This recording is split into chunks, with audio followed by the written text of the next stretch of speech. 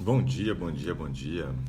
Já são 7 horas da manhã e hoje é dia 9 de junho de 2020. Sejam todos muito bem-vindos. É um grande prazer estar aqui novamente com vocês. Espero que a gente tenha mais um Today muito legal, né? Que a gente possa conversar com mais uma pessoa, conhecer mais uma história e poder trazer mais orientações aqui, que obviamente não serve somente para a pessoa que nós conversamos, mas acaba servindo também para outras pessoas que têm problemas similares, né?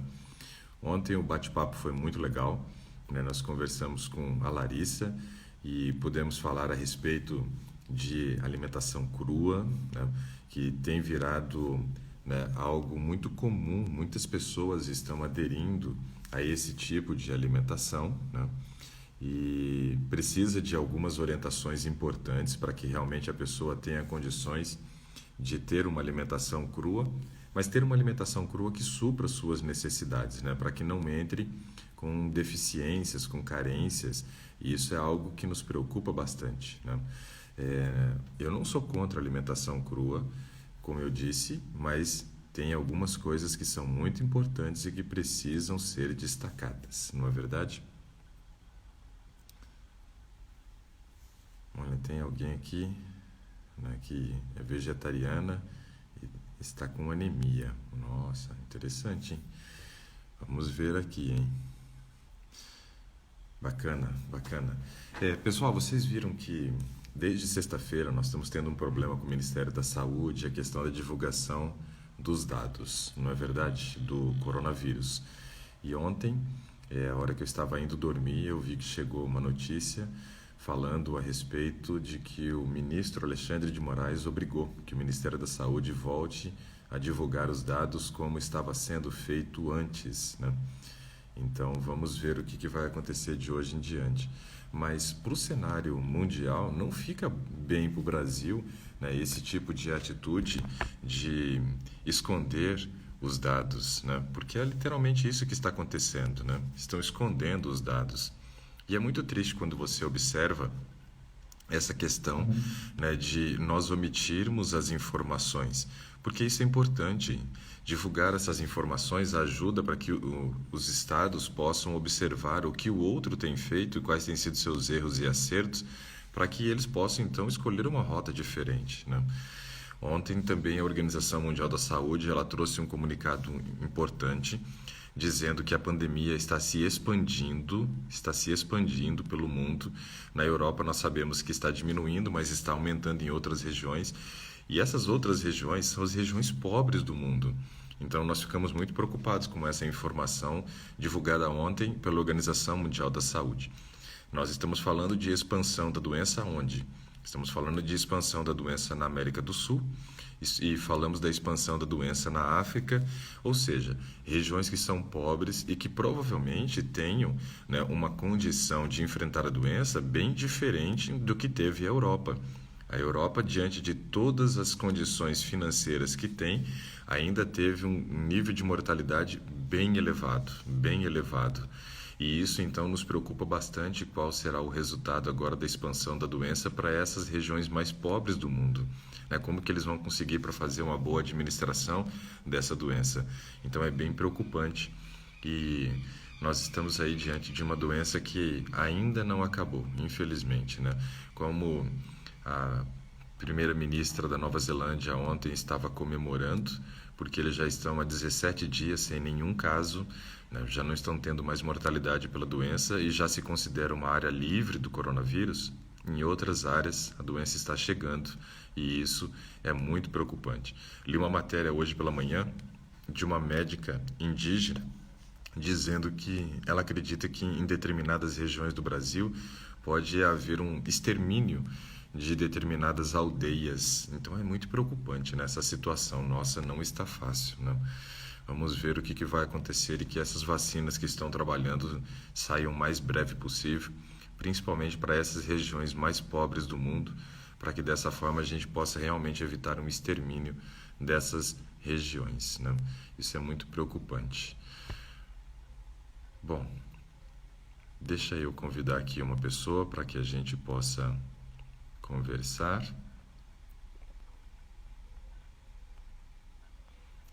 Cadê? Eu gostei da Patrícia. Eu vi aqui, né, que várias pessoas já pediram para participar. Vamos ver. Patrícia, é isso, né? Oi, Tudo bem? tudo? Hoje vamos conversar contigo, então, Patrícia. Você falou que é vegetariana e está com deficiência de ferro, é isso? Ou Isso, ácido fólico, alguma coisa desse tipo, né? os dois, na verdade. Os dois. Na Tá. verdade, assim, ó, eu virei vegetariana faz mais ou menos uns 5 anos. Uhum. Foi na minha primeira gravidez, foi logo depois que eu tive o meu primeiro bebê. E aí eu tive mais dois bebês muito seguidos. Eles têm a diferença de 1 ano e meio, mais ou menos, cada um deles, né? Eu tenho Você tem 3 filhos. 3 filhos, então. Isso. E eu nunca tomei, assim, vitaminas na gravidez nem nada. E aí eu. Sério? Nada, Aham, nada, nada? nada. Meu A Deus. única vez foi porque, assim, quando eu vim para os Estados Unidos, eu já vim grávida. Então eu lembro que eu tomava ácido fólico aí no Brasil porque o meu médico tinha pedido. E aí eu nunca tomei nada, e aí eu virei vegetariana, eu fui parando aos poucos, assim, foi muito rápido o meu processo de virar vegetariana. Algumas coisas foram fáceis para mim, outras não. E aí eu parei de comer todos os tipos de carne, o queijo, o leite e os ovos eu continuava. E aí eu vim vindo, tive essas 3 gravidezes, mas nunca tive nada assim, sabe? Eu era tranquila, assim. Eu tenho um peso regular também, nunca fui de engordar, eu sempre comi de tudo também. E aí, ano passado, eu acabei fazendo um tratamento por conta em casa. E aí, no final desse tratamento, eu acabei passando um pouquinho mal e tive uma crise meio estranha, assim. Tipo, eu tinha alguns calafrios no corpo, alguma coisa assim. Uhum. Aí tá, isso foi em novembro do ano passado. E aí, esse ano, em fevereiro, eu peguei como se fosse uma gripe. E aí eu tomei um remédio normal para gripe, esses que tu toma no dia e à noite, sabe? Uhum. Aí eu tomei num dia e no segundo dia eu E- passei. esse- esses que se compram no mercado nos Estados Unidos, Isso, né? exatamente. E aí no segundo dia eu passei muito mal, muito mal. Aí eu tive uma reunião, eu passei mal numa reunião da igreja que eu tinha ido e parecia que eu ia desmaiar, era uma sensação muito estranha que eu não conseguia explicar para ninguém e eu não conseguia falar porque eu ia desmaiar. E aí eu não teve nada que passasse, eu só tinha que esperar passar. Eu ficava relutante com relação a ir para o hospital, porque aqui o hospital é muito caro e chamar a ambulância é muito caro também, né? E aí, só que alguma coisa dentro de mim dizia que eu tava mal nutricionalmente, com relação a vitaminas. E eu sempre pensava na anemia, né? E aí eu comecei a dar uma pesquisada e tudo que eu tava sentindo era com relação à anemia. Aí eu entrei em contato com uma amiga minha que é nutricionista, comentei com ela. E aí a gente não tinha feito ainda a consulta e teve um sábado que eu passei muito mal também, daí eu comentei com ela, ela pediu para eu tomar um suco de beterraba com laranja. Isso me ajudou na crise que eu estava tendo. E aí eu fiz alguns exames. A doutora aqui não fez todos os exames que a minha nutricionista pediu. Porém, eu fiz o hemograma, fiz da B12, fiz do ácido fólico e fiz da vitamina D. Só que assim, Certo. eu já vi aquele teu programa do Adelante, Uhum. eu já vi todo ele. Já passei por um monte de gente aqui. Tem uma amiga minha que tá muito tua fã agora. Legal. E aí eu lembro que tu fala muito da vitamina D, né? E aí eu comecei a lembrar de tudo que eu tinha assistido no Adelante. E aí eu fui olhar, comecei a olhar todo. Eu retornei para olhar e eu vi que estava tudo muito baixo. Todas as minhas vitaminas estavam baixas. Então o que eu acho? Que o meu corpo estava entrando num colapso. Só que aí eu comecei a fazer o tratamento ali com a nutricionista, fazia bem direitinho. O café da manhã eu faço exatamente perfeito. Só que depois do almoço e a janta, eu sempre acabo não fazendo como era para eu fazer. E aí, sexta-feira, desde março, eu faço mais ou menos o tratamento. Eu tô tomando vitaminas E só que na sexta-feira me deu uma crise muito forte de novo. Fazia desde março que eu não tinha. O que aconteceu na semana passada? Eu acabei relaxando um pouco no almoço e o dia que eu tive a crise, na noite anterior, eu tinha ido dormir muito tarde. Então eu não sei o que está acontecendo, sabe? Parece que o meu corpo entra num. Ele está tão debilitado em questão de vitamina que parece que ele entra num colapso, sabe? E eu tenho uma sensação muito grande que eu vou desmaiar. E quantos anos você tem? Estão te perguntando aqui. Tenho 28. 28, Uhum. nova, né? Ok. Deixa eu fazer mais uma pergunta aqui. Você não tem diagnóstico nenhum de ovário policístico, nem de endometriose, né? Eu tive em novembro também. Eu tive Uhum. uma dor muito grande na parte direita do corpo. E aí eu pensei que fosse. Como é que é o nome daquele que estoura? A maioria tem. Uhum. Não Você lembro, pensou que você tinha tido... não Peraí que eu lembro já vou agora. lembrar aqui. Apendicite. Isso. Aí, como não passava dor, eu fui. Daí eles fizeram uma ressonância, uma eco, alguma coisa assim. E aí eles descobriram que eu tinha um cisto no ovário. Aí o doutor Certo. disse que poderia sair no próximo período e tal. E depois daquilo, eu nunca mais tive dor nenhuma. E eu acredito que tenha saído, como ele falou. Tá. Outra pergunta aqui importante para você é o seguinte: seu fluxo menstrual é normal ou é muito exagerado?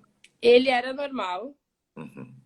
Porque eu também não tive muito, né? Porque como eu tive gravidez muito próxima, mas agora, depois do último, tava normal, só que ultimamente anda sendo muito exagerado. Hum. Aumentou muito, então. Aham. Desde quando? Ah, eu não lembro direitinho, mas eu acho que hum, talvez uns 4 meses atrás. Não consigo lembrar direitinho. Tá. E esse tratamento que você fez no ano passado, que tratamento foi esse? Então, é um tratamento meio polêmico, mas é Ah, aquele. É, tipo assim, eu não gosto muito de discutir sobre isso porque eu sei que ele é muito polêmico, mas é com relação àquela limpeza do fígado. certo. Eu fui orientada por um lugar que tem aqui, então, tipo, eu não fiz também por conta, sabe? Não foi por conta, mas foi um tratamento polêmico. Isso, eu sei que ele é polêmico, porém, o meu pai e minha mãe, eles foram para uma clínica que faz isso. E aí eu tava o tempo todo eu fui monitorada por essa pessoa que era da clínica. Só que eu fiz porque todo mundo sabe que é com óleo, né? E eu acabei Uhum. fazendo com óleo de oliva. E eles falaram que o óleo de oliva é um pouco mais forte que o óleo de abacate, que às vezes eles usam, né? O que acontece é assim, ó. Tem uma pesquisa que foi publicada num grande caderno de nutrição na Inglaterra, e eles mostram que essa limpeza não consegue fazer a retirada de nada que esteja dentro do seu fígado. É muito compreensível essa visão deles com relação à limpeza hepática pelo seguinte: o canalículo que liga, por exemplo, o teu fígado, o teu pâncreas, né, para desembocar ali num esfíncter de Oddi, que é uma abertura que tem no seu intestino, onde vai descer a bile e também as enzimas pancreáticas, é muito pequeno, Patrícia, para que você consiga tirar pedras tão grandes daquele jeito, né? Então, o que eles dizem é que aquelas pedras ali, elas se formam pela reação da gordura com o ácido, Uhum, gordura com o ácido. Mas uma coisa que é interessante é que as pessoas, conforme vão repetindo esse tratamento, elas vão percebendo que vai diminuindo o número de pedras. Então, algo que eu imagino também seja o seguinte, que isso seja uma reação do ácido com a gordura, mas tem a ver também com os fecalomas, que são as pedras de fezes que as pessoas vão se acumulando dentro do intestino. Isso acontece muito, né? E principalmente em mulheres que acabam tendo um trânsito intestinal um pouco alterado quando comparado aos homens, né? As mulheres, por conta de todas as alterações hormonais que elas têm, né, pelo menos uma vez por mês, em virtude, né, do período da TPM, isso faz com que ela tenha aumento de determinados hormônios que prejudicam o trânsito intestinal. Então, ela tem chance maior do que homem de ter formação de fecaloma nesse aspecto, né? Eu acredito que isso não saia do fígado pela questão anatômica. Se a gente estuda a parte anatômica, fica um pouco contraditório, digamos assim, né? Você conseguir retirar tantas pedras que estejam no seu fígado por um canalículo que é muito pequeno. Era Uhum, como se você, por exemplo, quisesse passar, vou pegar um exemplo prático aqui, né? Um grãozinho de feijão por um canalículo do tamanho do seu cabelo. uhum, Então, assim, fica bem forçado, né? A gente olhar para isso e pensar, nossa, como é que esse grão de feijão vai conseguir passar por dentro de um cabelo? Por mais que esse cabelo se distenda com o uso do ácido málico presente na maçã, ou até mesmo quando você usa o ácido málico comprado, né? Essa distensão teria que ser muito grande, teria que aumentar em muitas vezes, né, o diâmetro desse canalículo, do ducto, né, por onde vai passar essas pedras depois bem grandes algumas, né? uhum, Então, assim, acaba sendo polêmico porque é um pouco anti-anatômico, digamos assim, esse entendimento. E essa pesquisa que foi publicada num grande caderno de nutrição britânico, ela vai no sentido de ser contra esse aspecto, né? Claro que eu avalio os dois lados e fico pensando quais seriam os prós e contras com relação a isso, mas hoje, desde o início, na verdade, eu tenho mais contras do que pró, né? uhum, Porque eu acho muito complicado mesmo você conseguir fazer a passagem por um canalículo tão pequeno. E pode ser preocupante, porque assim, para algumas pessoas que têm a cálculo, esses cálculos eles podem ser grandes pedras ou pequenas pedras. Quando são grandes pedras e você faz um tratamento desse, eu não tenho um grau de preocupação tão grande. Por quê? Como a pedra é grande, dificilmente ela vai entrar nesse ducto e correr o risco de ficar parada no ducto. Agora, quando uma pessoa, por exemplo, faz esse tratamento, Patrícia, e ela tem microlitíase, isso é preocupante. Por quê? Quando você faz o uso da gordura, seja gordura, né, proveniente do óleo de coco, do azeite, do óleo de abacate, do girassol, seja qual óleo fosse, a presença de óleo no intestino estimula uma contração muito vigorosa da nossa vesícula. O que estimula a contração da vesícula é justamente a presença de óleo. Como as pessoas acabam tomando meio copo, né, de algum tipo de óleo, seja ele qual for, você estimula uma contração muito vigorosa da tua vesícula. E isso faz com que muitas vezes essa contração vigorosa possa fazer com que uma dessas pedrinhas, das microlitíases que você tem ali dentro da vesícula, possa sair e acabar ficando retida no ducto.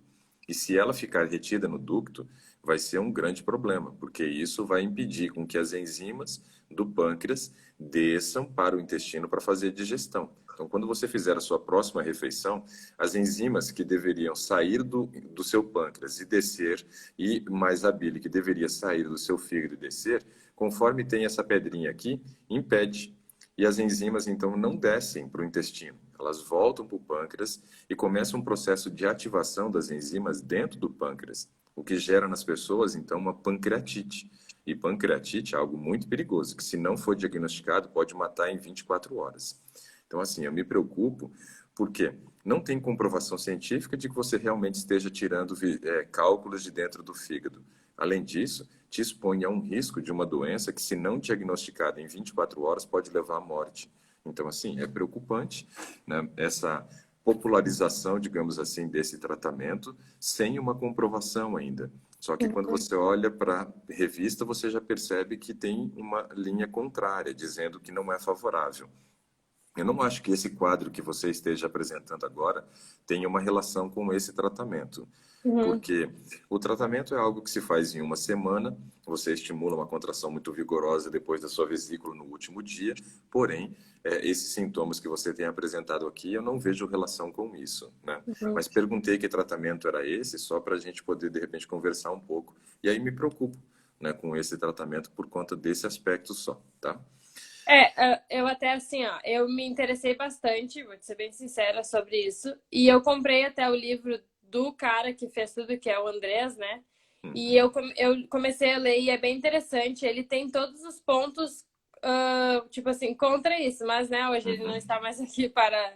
E realmente não, eu pesquisei demais sobre isso com relação a essa parte científica, né? E não tem, eu acho que não tem. nada que diga que é certo e nada que diga que também é totalmente errado, sabe? Errado tem essa pesquisa que foi publicada agora. Eu vou ver se eu encontro depois. Se eu Aham, encontrar, eu posto aí tá. o link para as pessoas poderem ter acesso a ela. Ah, e aí mais uma coisa. Daí depois desse tratamento, aí eu parei totalmente com ovo. Então eu não tinha mais nenhum, Uhum. nada de origem animal que eu ingerisse, entendeu? Tá. E quando você foi fazer esse tratamento, você tinha algum diagnóstico já de cálculo na vesícula ou não? Não. Não. Tá. Porque, assim, algumas poucas pessoas que eu conheço que tinham um cálculo e fizeram o tratamento, quando repetiram e fizeram novamente, né, a ultrassom de abdômen total, estava lá os cálculos. Então Uhum. saiu assim 60, 70, 80 cálculos, né, digamos, Uhum. cálculos entre aspas, né, no intestino, mas quando fez o exame, os mesmos que apresentavam no exame anterior estavam ali. Então ficou um pouco assim, meio contraditório para mim. Eu falei, mas como é que tirou tanto cálculo e justo os que precisavam ter saído não saíram, saíram outros, né, que nem Uhum. aparecia no exame inicialmente. Então são coisas interessantes para que a gente continue estudando, claro. Nós não podemos ser totalmente contra e nem totalmente a favor até que se prove, né? Mas como já tem algumas pesquisas mostrando uma linha contrária, vale a pena a gente investigar um pouco mais a respeito do assunto, né? De repente, se expor a um determinado risco, né, desnecessariamente, né, é perigoso. E a gente sabe que realmente apresentou cálculo na vesícula, se for cálculo grande, você pode até conseguir conviver a vida inteira com aquele cálculo sem problema nenhum. Agora, Uhum. quando você tem microcálculos, né, que são as microlitias, esses são perigosos. A minha sogra, por exemplo, eu estava em viagem, eu estava fazendo palestra fora de Brasília e recebemos uma ligação, né, da minha cunhada dizendo que ela tinha ido para a UPA porque não havia se sentido bem, de sábado para domingo, não havia se sentido bem. E eu perguntei o que tinha acontecido, né? Disse assim, ela comeu, né, bofe. Você sabe o que é bofe? Não. Bofe é pulmão de boi frito, né? E aí ela tinha comido isso. E a minha sogra, ela já tem 89 anos, né? Uhum. 89. Quando ela teve esse problema, ela tinha 88 anos. Então, uma idade já bem avançada, nem deveria comer esse tipo de coisa, mas teimosa, né? A gente conversa com ela, mas ela vai mudando aos poucos. Já mudou muito, graças a Deus. E ela comeu isso, fritura, né? Fritura. E quando come fritura, obviamente, você é mesmo sintoma, né? Você tendo o azeite que você tomou ou a fritura que você ingeriu, você estimula uma grande contração da vesícula. E no caso dela, fez uma contração, e nós, pelo indicativo, então, do tipo de dor, porque quando você fala de pancreatite, você tem que conhecer um pouco da anatomia para você saber o tipo da dor. Então, veja, quando você citou da apendicite, o nosso intestino, a ligação entre o intestino delgado e o intestino grosso, nós tem esse rudimento de seco. Rudimento por quê? Porque é um seco não funcional, ele é pequenininho, né? Uma bolsinha pequena, e quando entra alguma coisa ali, ele pode inflamar e aí levar então à apendicite, que é um processo de inflamação do apêndice, né? Uhum. Agora, quando você tem então essa ligação entre o intestino delgado e o intestino grosso, ali você pode ter a dor do apendicite. Aonde fica essa dor? Essa dor ela é localizada do lado direito, na região mais inferior. Lado direito, região inferior, onde termina o intestino delgado e começa justamente a região do cólon ascendente do seu lado direito. Depois você vai tendo o cólon, né, transverso, você tem depois o cólon descendente, aí você tem o sigmoide e o reto. Então, a dor do apendicite, ela é do lado direito, localizada geralmente na parte mais inferior, né, da sua região abdominal. Agora, se você tem uma dor, por exemplo, do lado esquerdo, essa dor pode ser uma dor correlacionada ao problema, né, do funcionamento ali agora do pâncreas, né? Porque ele fica nessa região. Ele começa do lado esquerdo, passa por trás do estômago e vai até mais ou menos a metade da região abdominal, onde você tem a cabeça do pâncreas que fica atrás do fígado. Então, quando você tem uma dor nessa região do lado esquerdo, aí nós levantamos uma suspeita disso. E ao telefone, então, eu perguntei assim, ela teve uma dor abdominal muito forte, né, segundo o que a minha cunhada havia relatado. Eu falei, em qual região do abdômen foi? Aí ela disse assim, ela reclama de dor do lado esquerdo. Eu falei, então deixa ela no hospital e não deixa ela comer absolutamente, na UPA, né? Ela estava na UPA, não deixa ela comer nada. Porque se ela come, o que acontece? O pâncreas vai liberar as enzimas. E como ela teve uma dor do lado esquerdo, eu falei assim, pode ser pancreatite. Então, se ela comer, vai liberar as enzimas do pâncreas e isso vai fazer com que as enzimas comecem a digestão do próprio órgão. Por isso que mata em 24 horas, né? Uhum. E eu, quando eu cheguei em Brasília, fomos direto depois para essa UPA, passei o dia com ela, fomos depois transferido da UPA para o hospital e foi feito o diagnóstico e realmente era uma pancreatite. As enzimas do fígado dela totalmente alteradas, né? E estava com uma pancreatite. Se não fosse diagnosticado em 24 horas ou se ela tivesse comido naquele momento, poderia ter morrido. Poderia ter morrido. Então, eu vejo que é algo preocupante por essa questão só, de você se expor a uma doença que geralmente você chega com essa dor no médico, no hospital, eles vão te medicar, eles vão te dar lá um remédio para dor e vão mandar para casa normalmente. Não vão ficar com você dentro do hospital porque você está com uma dor na região abdominal. Eles vão mandar para casa. E você vai para casa e morre em casa. É raro.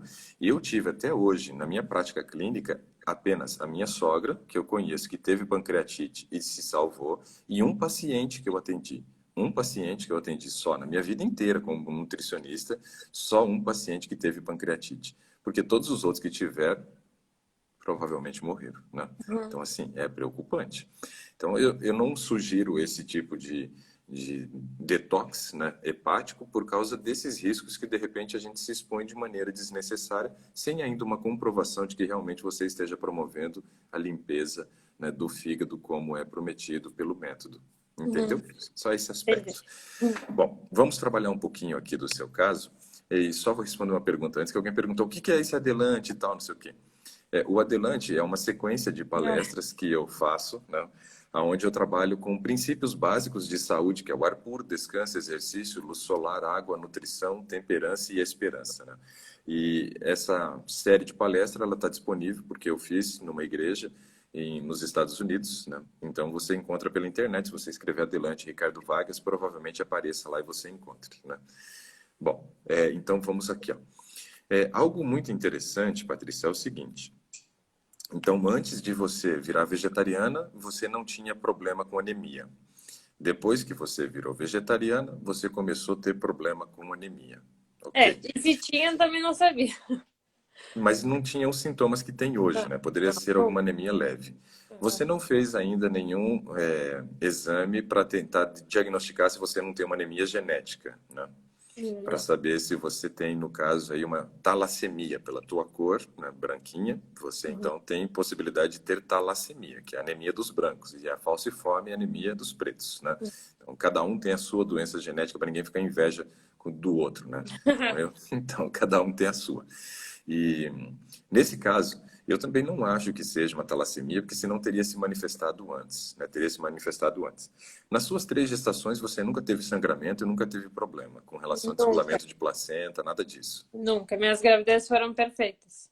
Perfeitas, bebês nasceram a termo, ou seja, de 38 a 42 semanas, tudo normal. Na verdade, o meu primeiro Uhum. foi até 42. Tipo, eu fui no médico e ele disse, tá, não tem mais o que fazer aí eu tive que induzir. É assim, é o limite, E 42. os outros dois foram até 40, 41, porque eu pedi, porque eu não aguentava mais. Ok. Então, todos eles, na verdade, foram cesarianas. Não, não, foram partos normais. Mas teve que induzir. Sim, todos eles. Eu nunca entrei em trabalho de parto. Tá, ok. Bom, mas pelo menos você não teve sangramento, não teve descolamento de placenta, não teve bebê prematuro nessa história, nada disso. Tá, Não. ok. Então mostra que o seu estado nutricional nessa época estava aparentemente muito bom, muito bom. Mesmo a senhorita não tendo feito uso, né, de algumas vitaminas que são importantes para o período gestacional. Isso é Sim. importante. A gente sabe que ácido fólico, vitamina B12, vitamina D são vitaminas essenciais, né? Porque a vitamina B12 e a vitamina D têm muito a ver com a formação do tubo neural, que é o primeiro processo de formação de células que vai dar origem ao cérebro do bebê.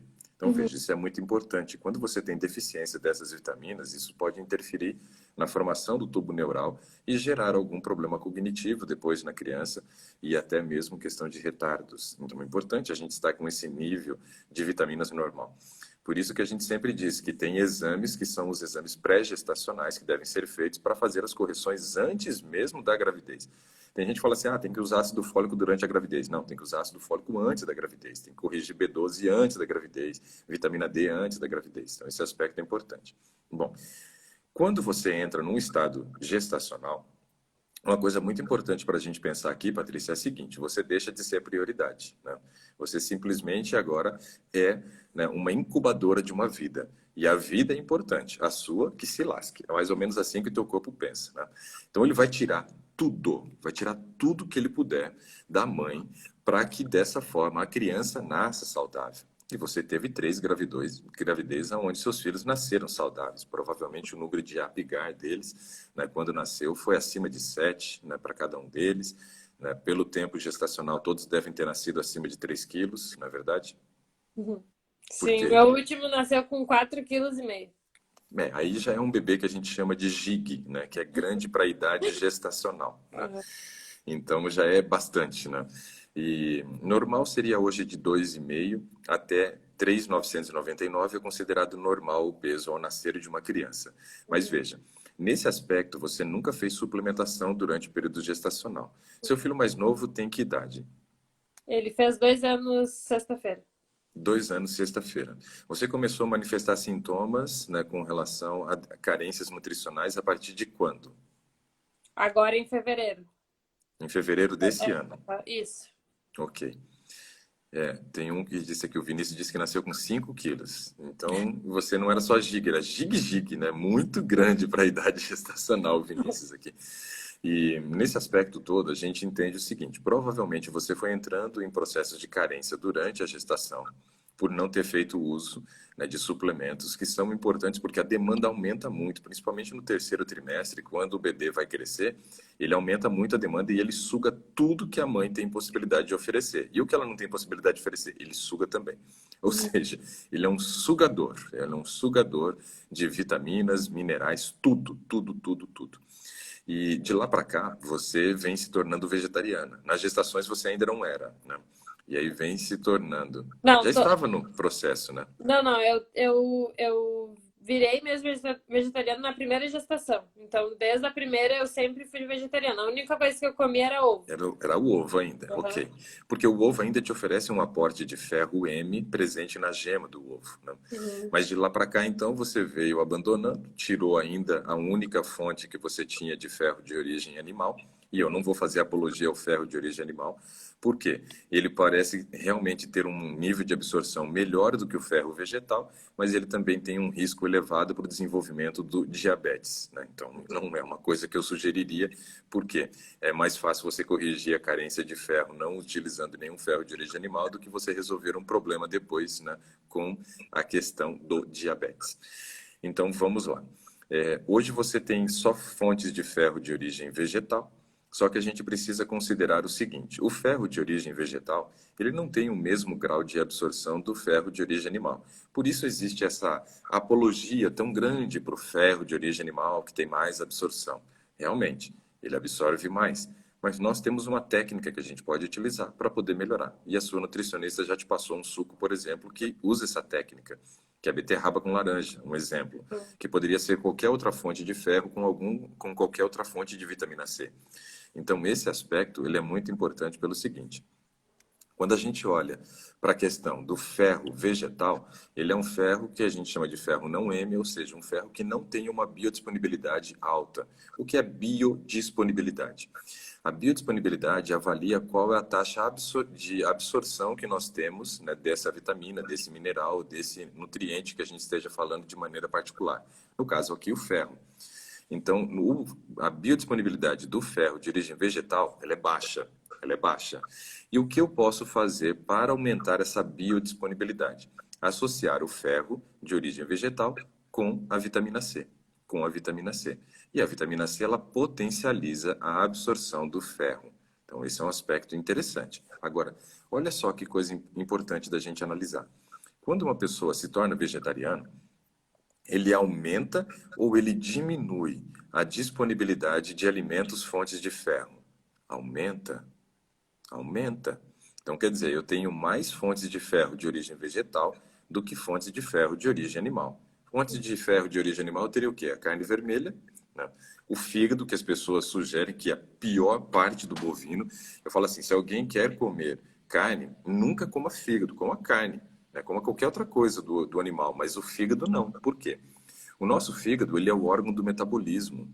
E sendo o órgão do metabolismo, quer dizer que tudo que entra pela boca do animal vai ser metabolizado pelo fígado dele. Ou seja, toda a parte de hormônios que foi administrado, toda a parte de vacinas que foram administradas, toda a parte de carrapaticida que foi colocado lá no pasto e o animal ingeriu, né, pesticidas, fungicidas, tudo isso que foi administrado no animal ou no pasto onde ele estava e ele ingeriu aquele capim, isso vai passar para o metabolismo do animal e vai ficar retido no fígado. Então, quando você come fígado, você está comendo todas as toxinas que foram armazenadas durante toda a vida do animal naquele órgão. Então, é muito complicado. E aí você tem também o ovo como sendo uma fonte de ferro de origem animal. Já as carnes vermelhas, a quantidade de ferro é muito pequena e não a consideraríamos como fontes de ferro. Agora, quando você olha para o reino vegetal, você tem uma quantidade muito maior, né, de opções. O leque é muito maior. Todo vegetal verde escuro, por exemplo, ele é fonte de ferro. Ele é fonte de ferro. Só que esse ferro de disponibilidade baixa, que aí é importante, né, você fazer a consorciação com vitamina C. Nossa, um monte de gente dizendo que amava comer fígado aqui, né? Acho que depois de hoje ninguém mais vai querer comer. E o meu tio é zootecnista, ele é professor da Universidade Estadual de Maringá e pós-doutor na área de nutrição de ruminantes. E desde criança eu escuto ele dizer o seguinte: do boi se come tudo, menos o fígado, né? Menos o fígado. Então essa frase ficou muito gravada na minha cabeça desde quando era criança. E nós temos então todo vegetal verde escuro como fonte de ferro. Então nós vamos fazer agora uma brincadeira. Você fala um e eu falo o outro, tá? Vegetal verde escuro. Fala um. Couve, Tá. Escarola. a rúcula, Brócolis. espinafre, Mostarda, alface. agrião. Alface não vai entrar tanto porque ele é mais verde claro, né? Vamos ver se a gente acha mais um aqui, além desses que a gente já citou aqui. Serralha, algumas pessoas gostam de comer, que também é um vegetal verde escuro. O que mais que a gente vai ter de vegetal verde escuro aqui? Vamos ver se a gente acha mais algum. Tem aquela outra couve, né? Que ela é mais enrugadinha. Tem mesmo. Esqueci como é que é o nome dela agora. Mas você tem couve de Bruxelas, que também é uma opção, né? E tem a azedinha, que algumas pessoas gostam de comer, que também é uma opção. Espinafre, legal. Alguém lembrou aqui espinafre, beleza. Então já foi bastante. Então você vê que já, só no reino vegetal, no verde escuro, a gente já encontrou mais, né? Já encontrou mais opções, então, né? Agora, vamos pensar. Ainda tem outras fontes de ferro de origem vegetal? Sim. Ora pronobis, alguém lembrou aqui, ó, também tem bastante, legal. Aí a gente vai ter agora outras coisas que não são vegetais verdes escuros. Por exemplo, a beterraba, que você citou, não é tão concentrada, mas é uma fonte. Mas nós temos o quê? Ó? Radite, a Larissa lembrou aqui, ó, legal, bacana. Ó, foi legal a brincadeira, o pessoal entrou também aqui na brincadeira com a gente, participou, né?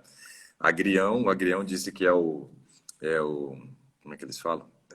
Para melhorar a questão da impotência sexual masculina. Então, esqueci, não sei como é que é o nome do remédio lá que o pessoal usa para impotência, esqueci o nome dele agora.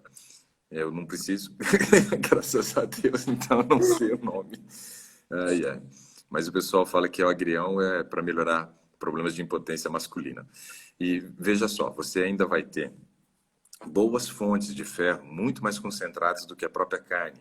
Então você tem semente de girassol e semente de gergelim. Eu quero destacar essas duas. Viagra, isso, alguém, né, alguém conhece aqui o Viagra. Ainda bem que foi uma mulher que colocou. Se fosse um homem, eu ia desconfiar.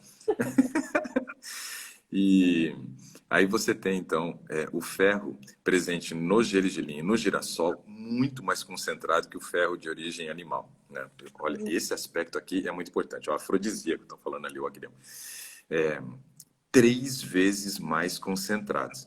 A concentração de ferro 3 vezes maior no gergelim e no girassol quando comparado com a carne vermelha.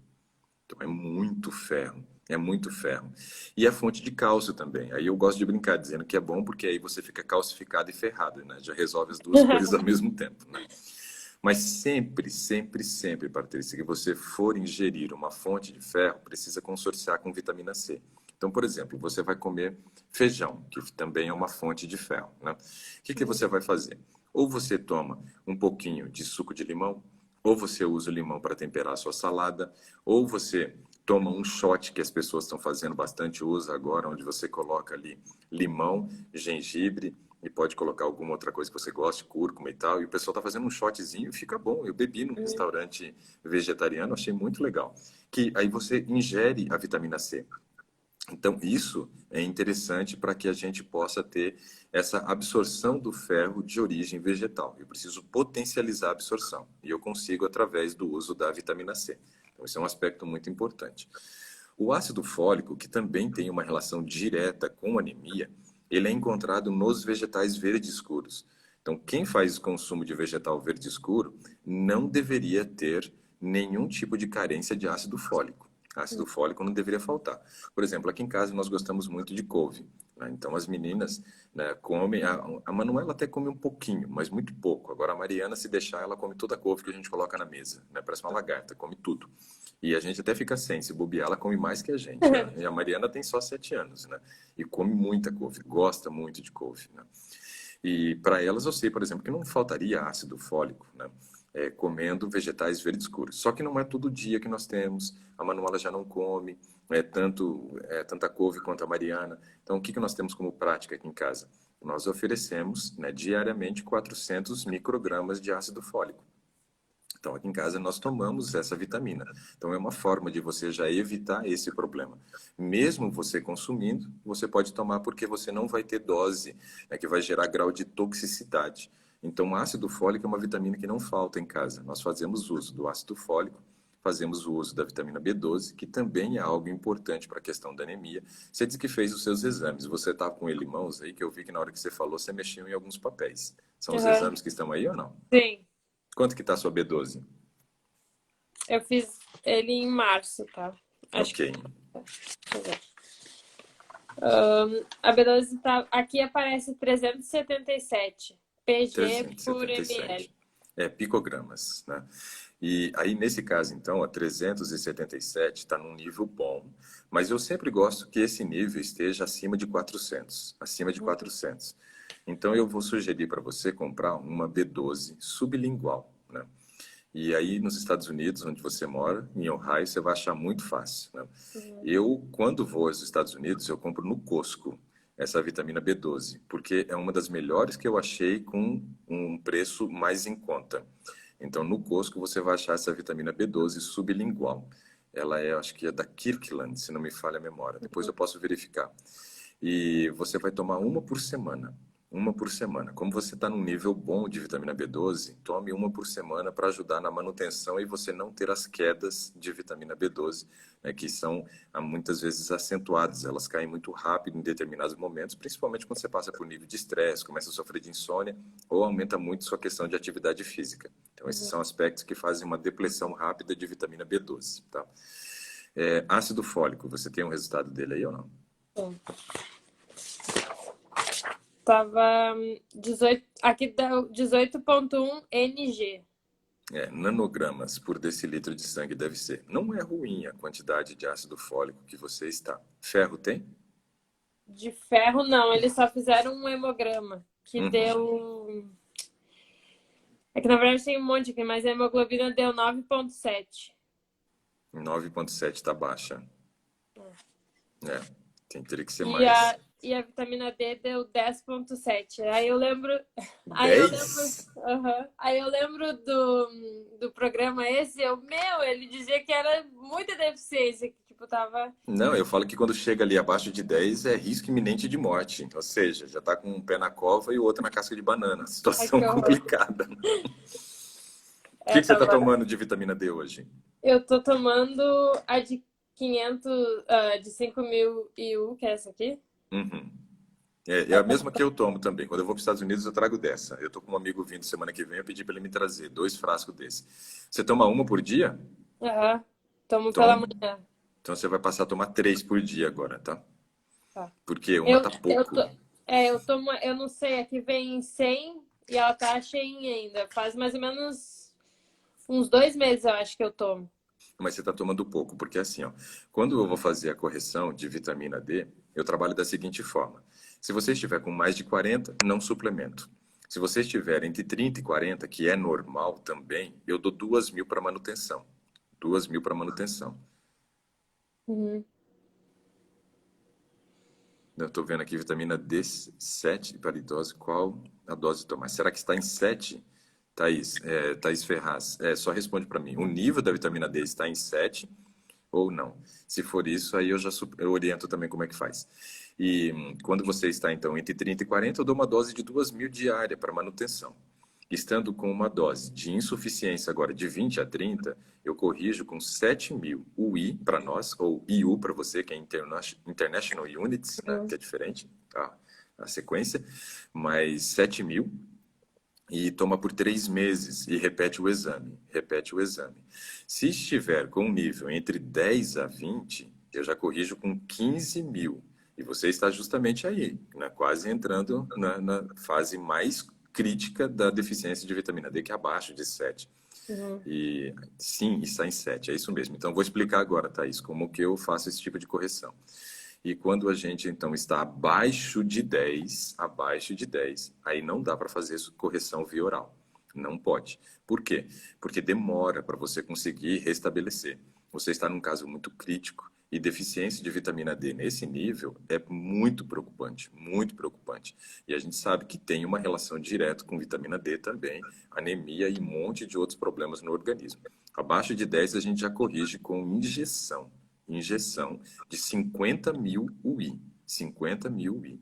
Então, toma uma injeção de 50.000 UI, depois de 3 meses repete o exame e baseado no resultado do exame de 3 meses, aí você começa a fazer as correções via oral, né? Se estiver com 10 a 20, vai tomar 15.000, se estiver entre 20 a 30, 7.000, se estiver de 30 a 40, 2.000, acima de 40 não precisa suplementar. Então, essa é a forma que eu faço as correções de vitamina D. E eu já trabalho com essas correções aí há pelo menos uns 10 anos e tenho tido um grau de resultado muito bom na correção do nível de vitamina D dos pacientes, tá? Então, esse aspecto é muito importante a gente observar, muito importante. Eu até contei o caso, por exemplo, de uma paciente há um tempo atrás, que ela me procurou no consultório, nós fizemos, né, o exame de vitamina D dela e deu em 13. E eu fiquei extremamente preocupado, porque estava em 13, e acabei comentando com ela. Eu falei, olha, segundo pesquisas, né, de um médico americano chamado Michael Holick, né, que é o autor de 11 livros, né, sobre vitamina D, sendo 2 deles livros de vulgarização científica, que são livros que fazem a divulgação, né, do assunto de uma maneira mais leiga para as pessoas que não são da área de saúde. E os outros 9 livros deles são livros acadêmicos. Ele tem mais de 300 artigos publicados na área de vitamina D, ou seja, é muito conceituado, né, esse médico hoje no meio científico sobre vitamina D. E ele traz no livro dele, por exemplo, que níveis abaixo de 10 de vitamina D podem gerar até paralisia. Paralisia. E aí, conversando com essa paciente que estava em 13, eu citei isso, né, que nível abaixo de 10 pode levar até paralisia, né? E ela disse assim, a minha irmã, que mora em Campo Grande, ela está depressiva e não anda mais, né? Eu falei, então pede o exame urgente dela. E o exame dela deu 7. Deu 7. E aí nós fizemos a correção com a injeção e a irmã dela voltou a andar e também resolveu o problema da depressão, que tem uma relação direta com falta de vitamina D e depressão. Então, assim, é preocupante. Esse teu nível de vitamina D está assustador, né? Não está ruim, está assustador já, né? Então, começa a tomar 3 agora por dia e você pode, por exemplo, usar 2 numa refeição, uma em outra refeição, não há necessidade de tomar as 3 juntas ou até pode tomar as 3 juntas.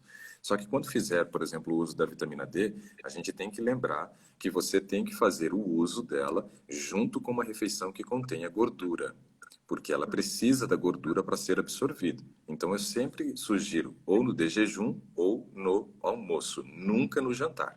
Porque o jantar é a refeição que a gente come menos e nem deveria comer gordura pela questão do tempo de digestão da gordura. Então, esse aspecto é muito importante na hora de pensar em fazer a correção da vitamina D, ok? Uhum. Tá, você só tem o hemograma, então, né? Você não tem nem ferro sérico, nem ferritina, né? Não. Ok. Bom, mas como você tem uma anemia, e o seu ácido fólico deu normal, sua vitamina B12 deu normal, eu acho que você está precisando se ferrar um pouco mais na vida. Sua vida está muito mansa, né? E está faltando ferro para você. Eu acho que vai valer a pena para você, Patrícia, fazer então o uso de ferro também, de ferro.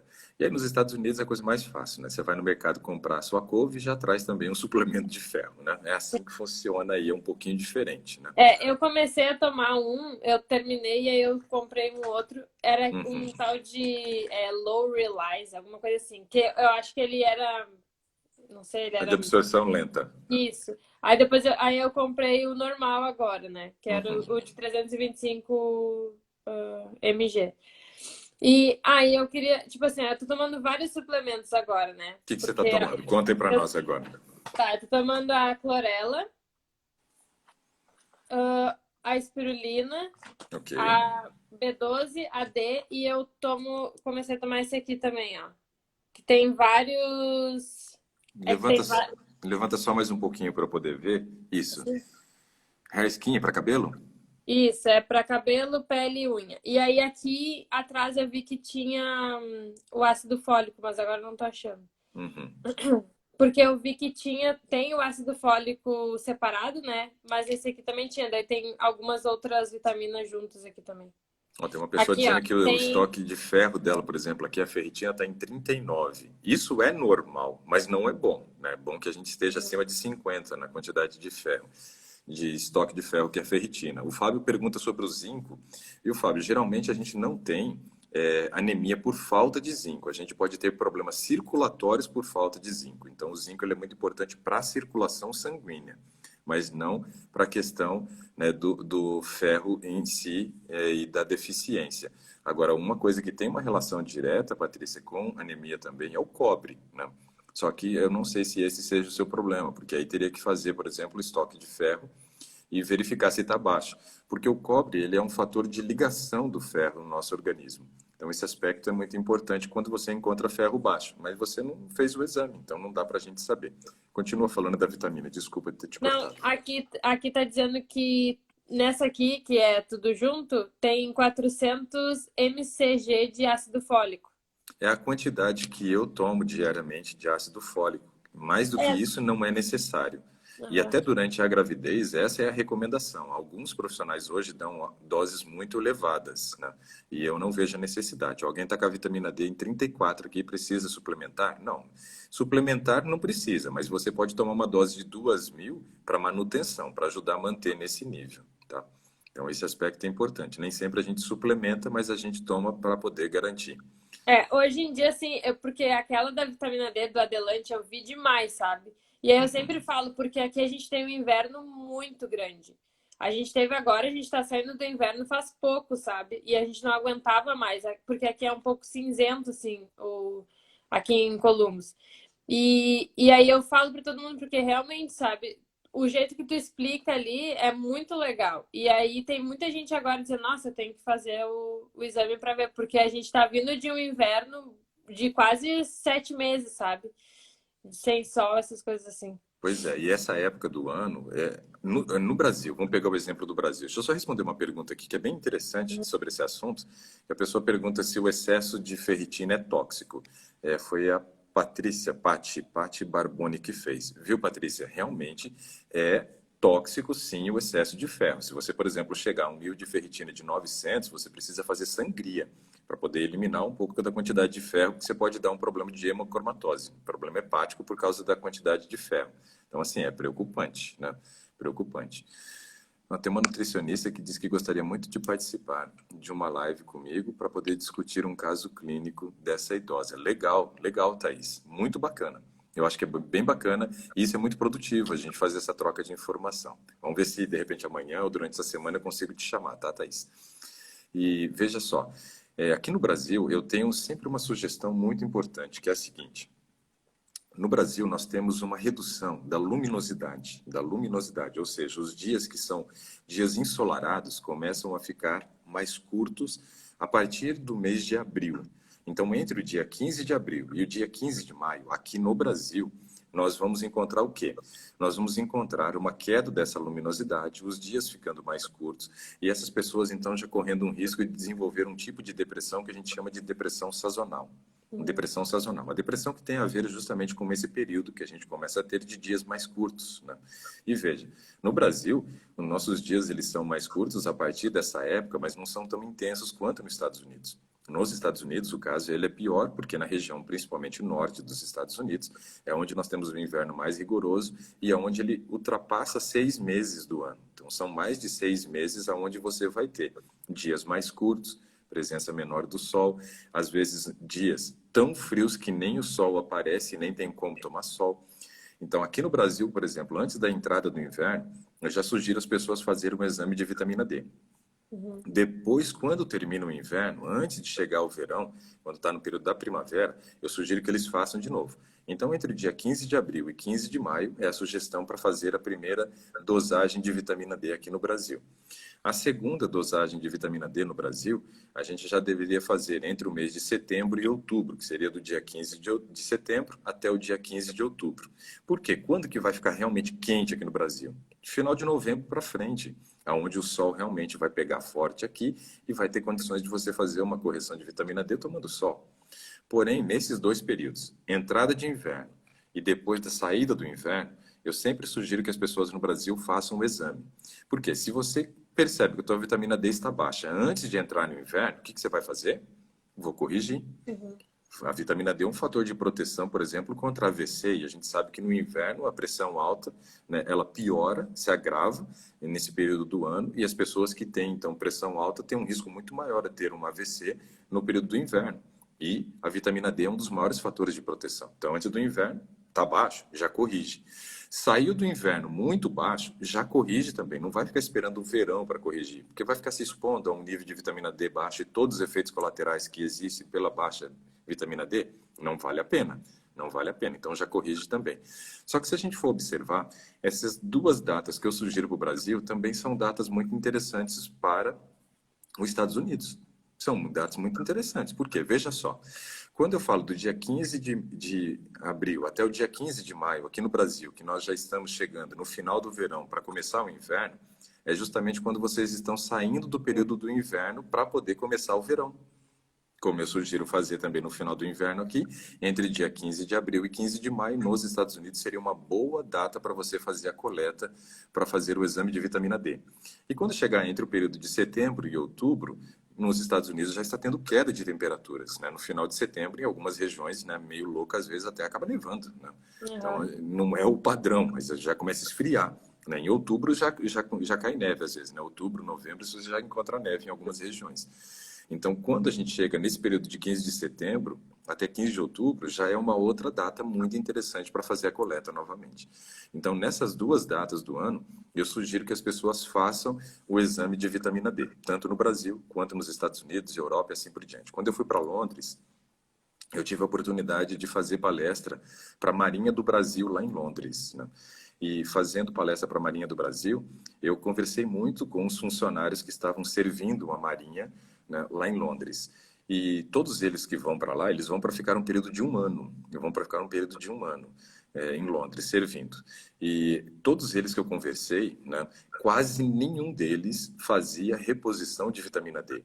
E era interessante você perceber que aqueles que já estavam há pelo menos 3 meses ali, já estavam apresentando um grau de melancolia, né? Já estavam querendo ficar mais isolados dentro de casa. Diz que nos 3 primeiros meses queriam sair, passear, passear, passear, e agora já não estavam com esse ânimo todo, né? E eu falei, olha, faça o exame de vitamina D.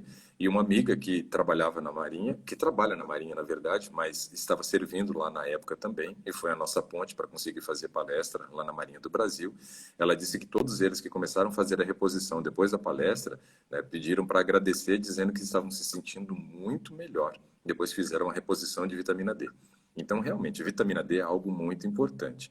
E como você tem essa carência, né, provavelmente de ferro e vitamina D, isso justifica-se, né, então, pela questão da anemia. Eu acho que nós encontramos aí boas respostas, né, para essa questão da anemia. Tome seu ferro, faça uso desses suplementos, né, e sempre que usar vegetal verde escuro, gergelim, girassol, beterraba ou feijão, associe com vitamina C para que você potencialize a absorção. Nós temos 1 minuto, Patrícia. Tem algum recado final para as pessoas que estão assistindo também ou não? E agora? Não, eu acho que, assim, ó, o que eu mais, de verdade, o que eu mais, assim, aprendi de ti é a questão da vitamina D. E essa questão da depressão, sabe? De melancolia. Aqui muita gente fala, ah, no inverno eu fico mais assim, fico mais triste, e já é tudo cinzento, sabe? Então, Eu acho que é muito interessante, sabe? Isso virar uma prática de todo mundo, fazer o exame da vitamina D. Não é necessário a gente sair fazendo suplementação sem exames, Uhum. né? Mas é muito importante fazer os exames e verificar a necessidade de suplementação. Principalmente, Patrícia, para quem passa dos 60 anos, né? Porque a pele enruga e a captação dos raios UVBs diminui e potencializa, então, o aparecimento de deficiências de vitamina D, né, em pessoas mais idosas. Acho que foi muito legal o nosso papo, né? Eu gostei Foi. bastante de Eu conversar adorei. contigo. Sexta-feira foi quando eu tive a crise e eu Cinco dizia assim, segundos. eu dizia assim pra minha família, quer ver? Ele vai me chamar, eu vou conversar